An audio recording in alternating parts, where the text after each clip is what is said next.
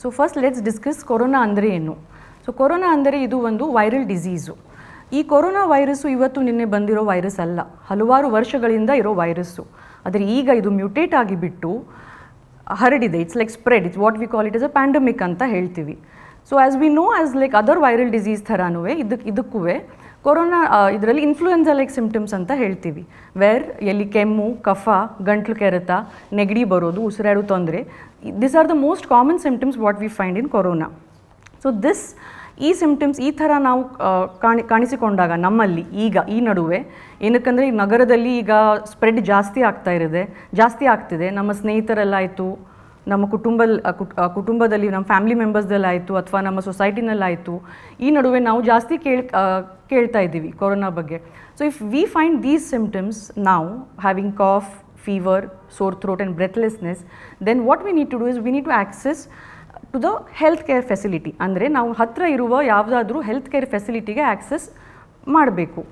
So ಆವಾಗ the doctor there ಅಲ್ಲಿದ್ದವರು ಸ್ವಲ್ಪ ನಮಗೆ ಎಕ್ಸಾಮಿನ್ ಮಾಡಿಬಿಟ್ಟು ನಮಗೆ ಪರೀಕ್ಷಿಸಿ ನಮ್ಮನ್ನು ಇವ್ಯಾಲ್ಯೂಯೇಟ್ ಮಾಡಿ do we fit in to corona or non corona ಅಂತ ಅವರು ಇವ್ಯಾಲ್ಯೂಯೇಟ್ ಮಾಡ್ತಾರೆ. ಸೊ ಅಗತ್ಯವಿದ್ದರೆ if we have symptoms of corona like flu symptoms and then if it necessitates then we ask for a swab test ಅಂತ ಹೇಳ್ತೀವಿ. ಈ swab test ಅಂದರೆ ಈ ಚಿಕ್ಕ ಮೂಗಿಂದ ಮತ್ತು ಗಂಟ್ಲಿಂದ ಸ್ವ್ಯಾಬ್ ತೊಗೊಂಡ್ಬಿಟ್ಟು ನಾವು RT-PCR ಟೆಸ್ಟ್ ಅಂತ ಮಾಡ್ತಾಯಿದ್ದೀವಿ. ಸೊ ಅದರಿಂದ ಗೊತ್ತಾಗುತ್ತೆ if we are infected or not infected ಅಂತ. But what you need to remember is ಈ ಕೊರೋನಾ ಥರ ಸಿಮ್ಟಮ್ಸು ಬೇರೆ ವೈರಸ್ ಇನ್ಫೆಕ್ಷನ್ಸ್ನಲ್ಲೂ ಕೂಡ ಕಾಣಿಸ್ಬರುತ್ತೆ. So it's not that just if you have cough, fever ಅಥವಾ ಗಂಟ್ಲು ಕೆರೆತಾ ಇದ್ದರೆ ಎಲ್ಲ ಕೊರೋನಾ ಅಂತ ಅಲ್ಲ. ಬೇರೆ viruses like influenza virus, RSV virus, with the change of weather, ಈಗ ಮಳೆಗಾಲದಲ್ಲೆಲ್ಲ ಈ ಥರ ವೈರಸ್ನಲ್ಲಿ ಸಿಮ್ಟಮ್ಸ್ ಕಾಣಿಸೋದು ಸಾಮಾನ್ಯ. What you need to understand is, ಈಗ ಮನೇಲಿ ಇದ್ದುಕೊಂಡು ನಾವು ಈಗ ಹಲವಾರು ಈಗ ಸೋಷಿಯಲ್ ಮೀಡಿಯಾನಲ್ಲಿ ಅದು ಟೆಸ್ಟ್ ಅಂತ ಬರ್ತಿದೆ, ಬ್ರೆತ್ ಹೋಲ್ಡಿಂಗ್ ಟೆಸ್ಟು ಅಥವಾ ಇನ್ನೊಂದು test, but they are not valid for the test of Corona. The only valid test for Corona is RT-PCR. So ಅದಕ್ಕೆ ನಾವು ಇನ್ಸ್ಟೆಡ್ ಆಫ್ ನಾವಾಗಿ ಪ್ರಿಸ್ಯೂಮ್ ಮಾಡಿಬಿಟ್ಟು ಟೆಸ್ಟ್ ಮಾಡಿಸ್ಕೊಂಡು ಅದರ ಬದಲು ಡಾಕ್ಟರ್ ಹತ್ರ ಹೋಗಿಬಿಟ್ಟು ಇವ್ಯಾಲ್ಯೂಯೇಟ್ ಮಾಡಿಸಿದ್ರೆ ಒಳ್ಳೆಯದು. So if you are at home and if you have symptoms, ನಿಮಗೆ ಇವತ್ತೇ ಡಾಕ್ಟರ್ ಹತ್ರ ಹೋಗ್ಲಿಕ್ಕೆ ಆಗಲಿಲ್ಲ ಅಂದರೆ it's better you isolate yourself from your family members. Isolation ಅಂದರೆ ಮಾಸ್ಕ್ ಹಾಕ್ಕೊಳ್ಳೋದು ಮನೆಯಲ್ಲಿ, ಫ್ಯಾಮಿಲಿ ಮೆಂಬರ್ಸಿಂದ ಒಂದಿಷ್ಟು ದೂರ ಇರೋದು up till we reach the nearest health care facility. So once you reach the health care facility, ಆವಾಗ ನಿಮಗೆ ಡಾಕ್ಟರ್ ಅಸೆಸ್ ಮಾಡಿಬಿಟ್ಟು he will let you know. ಆವಾಗ ಕೊರೋನಾ ಟೆಸ್ಟ್ ಪಾಸಿಟಿವ್ ಅಂತ ಬಂದರೆ ಭಯ ಪಡೋ ಅವಶ್ಯಕತೆ ಏನೂ ಇಲ್ಲ. ಇದು ರುಟೀನ್ ವೈರಲ್ ಇನ್ಫೆಕ್ಷನ್ ಇರುತ್ತೆ.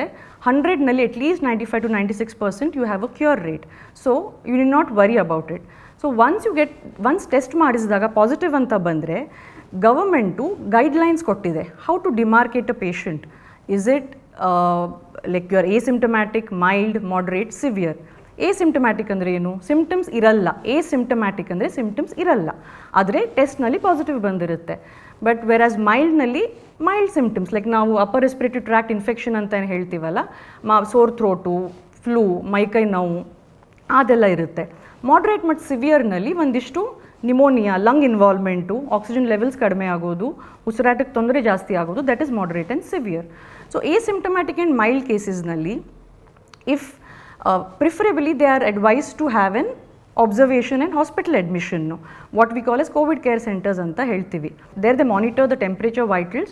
A categorization ಮೇಲೆ depending on the categorization we start treatment of the patient.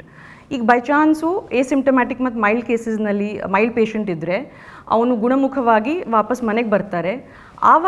ಆವಾಗ what we tell is at least for 14 days you need to self isolate. Self isolation ಅಂದರೆ ಏನು? It's like you are in a room which is well ventilated ಅಂದರೆ sunlight ಮತ್ತು ಗಾಳಿ ಎಲ್ಲ ಚೆನ್ನಾಗಿ ಬರ್ತಿರಬೇಕು. So ಆ ಥರ ರೂಮಲ್ಲಿ ನಮ್ಮಷ್ಟಕ್ಕೆ ನಾವಿದ್ದು ನಮ್ಮ ಟೆಂಪ್ರೇಚರನ್ನು ಮತ್ತು ನಮ್ಮ ಸ್ಯಾಚುರೇಷನನ್ನು, that is called pulse oximeter ಮೂಲಕ ನಾವು ನೋಡ್ಕೋಬಹುದು. ಪಲ್ಸ್ ಆಕ್ಸಿಮೀಟರ್ ಅಂದರೆ ಏನು? ಇದು ಒಂದು ಚಿಕ್ಕ ಡಿವೈಸು. ಆ ಚಿಕ್ಕ ಡಿವೈಸ್ ನಾವು ಬೆರಳಲ್ಲಿ ಹಾಕಿದರೆ ನಮಗೆ ಆಕ್ಸಿಜನ್ ಲೆವೆಲ್ಸ್ ಕಾಣಿಸ್ಕೊಡುತ್ತೆ ಅದರಲ್ಲಿ. ಪಲ್ಸ್ ಆಕ್ಸಿಮೀಟರು ಎಲ್ರಿಗೂ ಅವಶ್ಯಕತೆ ಇಲ್ಲ. If the patient is positive, if he is treated and advised by the doctor, only then buy a pulse oximeter and use it. ಆ ಹೊತ್ತಿಗೆ ನಾವು ಹೇಳ್ತೀವಿ ನಾರ್ಮಲ್ ಆಕ್ಸಿಜನ್ ಲೆವೆಲ್ಸು 95 to 97% ಇರುತ್ತೆ in a healthy individual who has no respiratory symptoms. No respiratory ಅಂದರೆ any other diseases of which involves the lungs. ಆ ಥರದ್ರಲ್ಲಿ 95 to 97% is the normal saturation.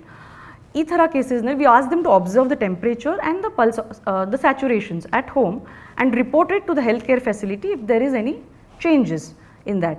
So after 14 days, once he is declared cure, then nothing to be worried, he can go and do his routine work.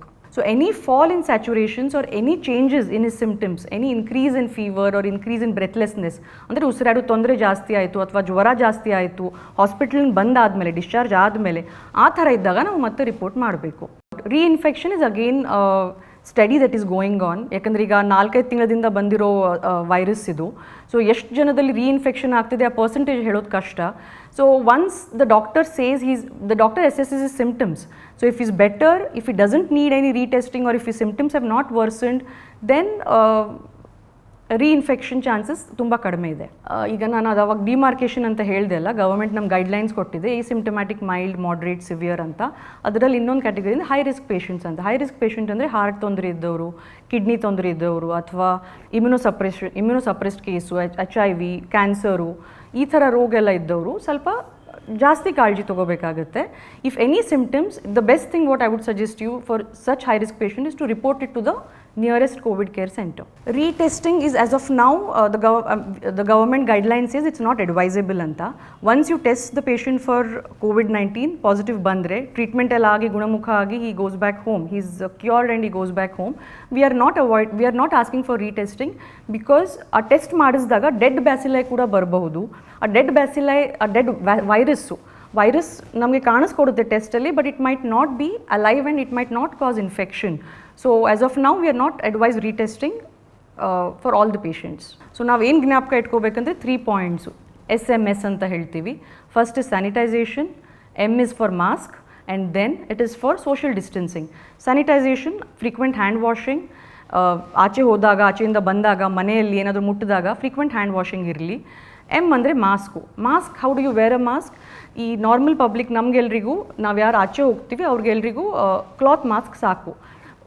Only for the patients only for the doctors who are treating the patients ಅವ್ರಿಗೆ ಮಾತ್ರ ಅಷ್ಟೇ ಈ N95 mask ಅಂತ ಹೇಳ್ತೀವಿ, ಅದನ್ನು use ಮಾಡಬೇಕು.